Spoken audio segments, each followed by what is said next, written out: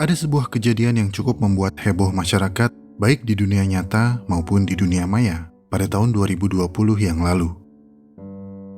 Kejadian ini membuat banyak orang bertanya, kok bisa? Kok dia setega itu? Kejadian ini berporos pada satu remaja wanita bernama NF, yang selanjutnya akan kita panggil Fenyan. Fenyan adalah anak gadis bertalenta, suka menggambar, dan sangat aktif di internet dan sosial media. Di dalam kultur populer, ia sangat suka dengan genre slasher horror seperti film Child's Play yang memunculkan karakter boneka Chucky, boneka pembunuh yang sinis dan sadis. Serta Slenderman, karakter fiktif horor yang diciptakan oleh Eric Knudsen di forum Something Awful. Karakter yang berwujud manusia tinggi dengan kaki dan lengan yang panjang serta tanpa wajah. Kecintaan Fenyan terhadap dua karakter ini bisa dilihat dari betapa seringnya dia menggambarkan kedua karakter tersebut di setiap kesempatan. Dari postingannya di sosial media, Fenyan bisa dibilang wibu. Wibu berasal dari kata weeaboo, istilah yang digunakan dalam forum 4chan untuk julukan kepada seseorang yang sangat menyukai budaya Jepang yang tingkatnya melebihi batas wajar, bahkan terkesan terobsesi dengan budaya Jepang. Umumnya, wibu adalah orang-orang yang bukan warga negara atau keturunan Jepang. Fenyan sebelumnya adalah anak yang pandai bergaul di lingkungannya. Namun karena kesibukan kedua orang tuanya, Fenyan tidak mendapatkan kasih sayang yang cukup. Seiring bertambahnya usia, anak yang tadinya ceria mulai berubah. Fenyan mulai menyiksa hewan, bahkan hewan peliharaannya sendiri. Ketika emosi memuncak, Fenyan tidak segan melempar kucing peliharaannya dari lantai 2 rumahnya. Setelah masuk SMP, ia menjadi remaja yang memiliki kepribadian yang tertutup dan suka menyendiri. Di umur sekian pula, ia sering menyiksa binatang. Hal ini diduga merupakan dampak dari perceraian kedua orang tuanya, yang membuat psikologisnya terguncang. Setelah orang tuanya bercerai, ayah kandungnya menikah kembali dan Fenyan tinggal bersama dengan adik kandung, ayah kandung, dan ibu tirinya. Naasnya, selama tinggal dengan ibu tirinya, Fenyan mengalami pelecehan seksual yang dilakukan oleh kedua pamannya.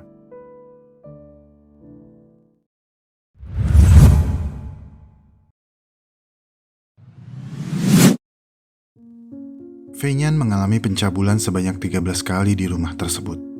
9 kali dilakukan oleh F, sang paman, 4 kali dilakukan oleh R, pamannya yang lain.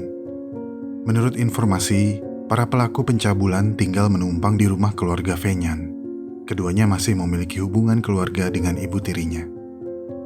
Menurut keterangan yang diberikan Fenyan kepada penyidik, Fenyan diancam akan disebarkan video pemerkosaan itu jika ia mengadu kepada polisi.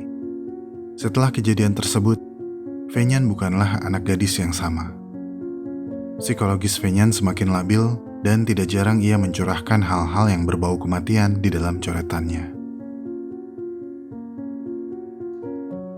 Suatu ketika, Fenyan berkenalan dengan Aka atau Kim Ajusi. Kim Ajusi datang di waktu yang tepat sebagai orang yang dapat mengisi kehampaan jiwanya yang kosong dari figur laki-laki yang bisa ia percaya. Karena ada kecocokan, akhirnya mereka berpacaran. Fenyan pun dengan nyaman memanggilnya Daddy. Ketika mulai berpacaran, Fenyan berusia 15 tahun, sementara Kim Ajusi berusia 20 tahun. Di luar dugaan, Kim Ajusi yang diharapkan dapat memberikan kasih sayang dan kenyamanan, ternyata malah sebaliknya. Kim Ajusi adalah pemuda yang memiliki kelainan seksual BDSM, menyiksa pasangannya atau biasa disebut masokis. Beberapa kali dia memaksa Fenyan berhubungan seksual dan menyiksanya. Fenyan menceritakan hal ini kepada temannya melalui pesan pribadi.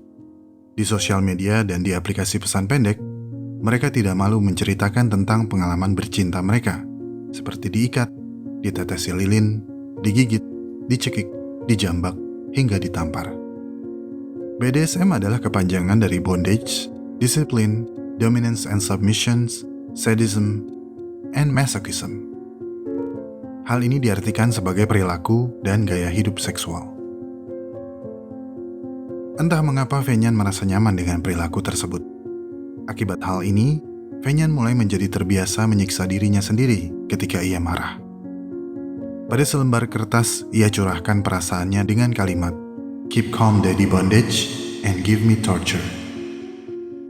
Lengkap dengan gambar sketsa wanita dengan kondisi terikat yang berada di sebelah tulisan tersebut. Hingga pada suatu hari, tepatnya pada hari Kamis tanggal 3 Maret 2020, Fenyan dan Kim Ajusi bertengkar hebat. Kemarahan ia curahkan dalam selembar kertas melalui coretan tangannya dengan tulisan, "Please dad, don't make me mad if you not want death. I will make you go to grave." Lalu ia lanjutkan kembali dengan tulisan, "My dad is my crush. I want to leave my dad or my dad is death." Diduga pertengkaran ini terjadi karena Fenyan telah hamil 3,5 bulan. Mengetahui hal ini, Kim Ajusi menyangka kalau bayi yang dikandungnya tersebut adalah anaknya, melainkan anak hasil pemerkosaan yang dilakukan kedua paman terhadap Fenyan. Karena Kim Ajusi menegaskan kalau ia hanya melakukan hubungan seks bersama Fenyan sebanyak 3 kali. Kim Ajusi marah dan pergi meninggalkan Fenyan. Mendapat perlakuan demikian, hati Fenyan semakin hancur. Semua bencana yang menimpanya harus ia simpan dan ia rasakan seorang diri.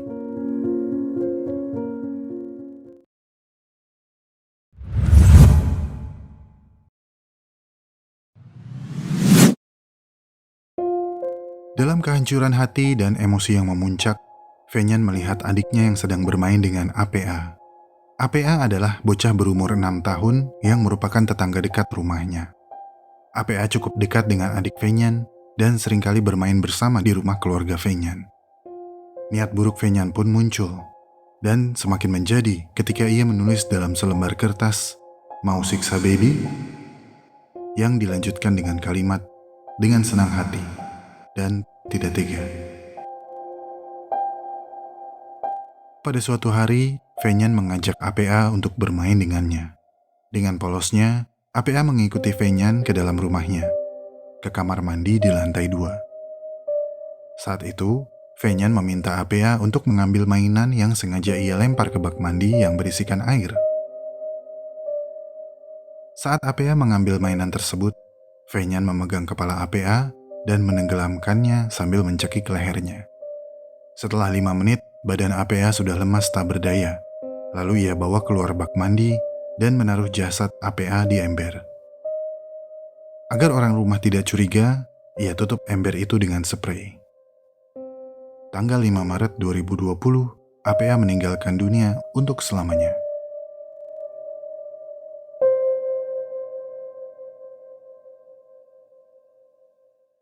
Di hari yang sama, orang tua APA mencari bocah itu. Biasanya, kalau sudah sore, APA akan pulang ke rumah. Namun hingga hari sudah gelap, APA masih tidak terlihat. Para tetangga bersama Pak RT dan Pak RW berkeliling ke setiap rumah warga untuk mencari APA. Namun saat mereka ke rumah Fenyan, mereka hanya mengecek di lantai bawah saja dan tidak ke kamar Fenyan yang berada di lantai 2. Tidak satupun dari keluarga Fenyan mengetahui keberadaan APA. Padahal ember tersebut berada di dalam kamar mandi di lantai 2. Ibu tiri Fenyan bahkan sempat mondar-mandir ke kamar mandi sejak siang hari, namun tidak juga melihatnya. Awalnya, Fenyan ingin membuang jasad APA keluar rumah. Tapi karena hari sudah sore, ia mengurungkan niat tersebut dan menyimpan jasad bocah itu ke dalam lemari di kamarnya. Tiada angin, tiada hujan, pada malam harinya, Fenyan seperti merasa bersalah dan membuat pengakuan di akun Facebooknya dengan menulis, "Balita tak bernyawa itu masih di lemari bajuku." Banyak warga mencarinya. Pak RW dan Pak RT memeriksa rumahku. Tidak ada satupun dari mereka yang menemukannya. Tidak ada satupun yang tahu kalau aku pelakunya. Oke, besok siap berserah diri. Kemudian di larut malam, Fenyan lanjut menulis status di akunnya. "Malam Jumat tengah malam gini, apa bakal bangun dengan kondisi kayak zombie?" Banyak teman Facebooknya yang membaca status aneh tersebut. Namun mereka tidak menghiraukannya. Mereka menganggap itu hanya candaan belaka. Setelah menulis status, Fenyan tidur dengan jasad APA yang masih teronggok di dalam lemarinya.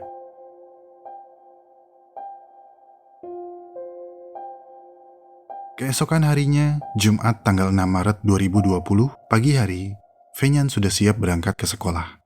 Namun ia masih sempat memikirkan bagaimana jika ia berhasil menghilangkan jasad APA tanpa ketahuan.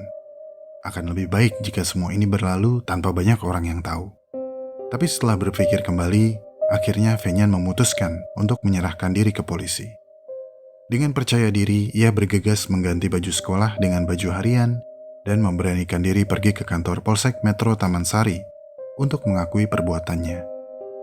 Kepada polisi yang bertugas, Fenyan berbicara, "Saya telah membunuh dan tidak menyesal. Saya merasa puas." Walaupun terlihat dan terdengar meyakinkan, polisi mengira Fenyan hanya memberikan keterangan palsu dan tidak percaya begitu saja. Karena pernyataannya tersebut seperti luapan emosi sesaat. Kemudian tim polisi mengecek TKP untuk membuktikan kebenaran ucapan Fenyan. Dan ternyata benar. Polisi menemukan jasad APA yang disimpan di dalam lemari, terbungkus sprei. Setelah melihat jasad APA di lemarinya, polisi lalu mengamankan rumah Fenyan dengan garis polisi. Orang tua APA yang tetangga dekat rumahnya pun tidak menyangka kalau Fenyan bisa berperilaku sekeji itu. Walaupun dikenal tertutup, warga menduga kalau Fenyan adalah anak baik-baik. Fenyan pun diamankan polisi untuk dimintai keterangan lanjutan. Selama pemeriksaan, polisi terus mendalami motif apa yang menyebabkan Fenyan kehilangan akal sehatnya. Kok sampai tega membunuh anak kecil yang tidak bersalah? Setelah interogasi, ada beberapa fakta yang berhasil dikumpulkan. Polisi menyimpulkan ada faktor di luar dirinya yang mempengaruhi Fenyan berbuat sesadis itu.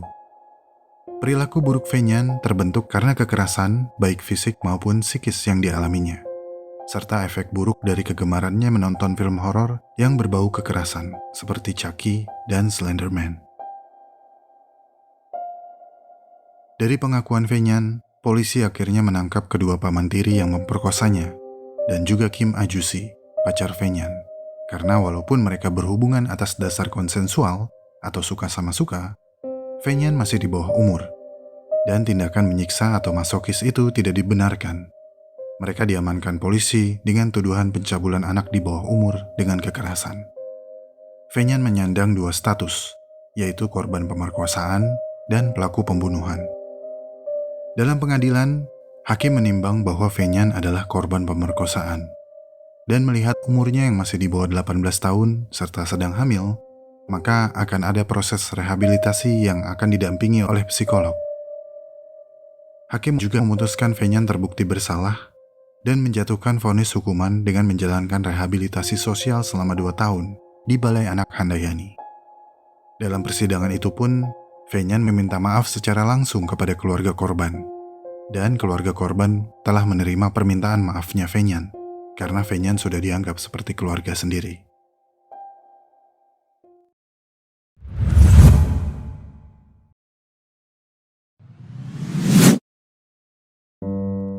Perilaku Fenyan adalah gambaran bahwa kesehatan mental sama pentingnya dengan kesehatan fisik. Ketika fisik kita tidak sehat, beberapa orang mungkin bisa langsung mengetahuinya. Tapi untuk mental yang kurang sehat, tidak ada cara yang lebih baik selain membaginya. Untuk kamu yang sedang terpuruk, depresi, dan khawatir akan kesehatan mental kamu, saya mohon, hubungi seseorang. Ceritakan apa yang ingin kamu ceritakan, curahkan apa yang sedang kamu rasakan. Setidaknya, beban yang kamu simpan akan berkurang meskipun sedikit.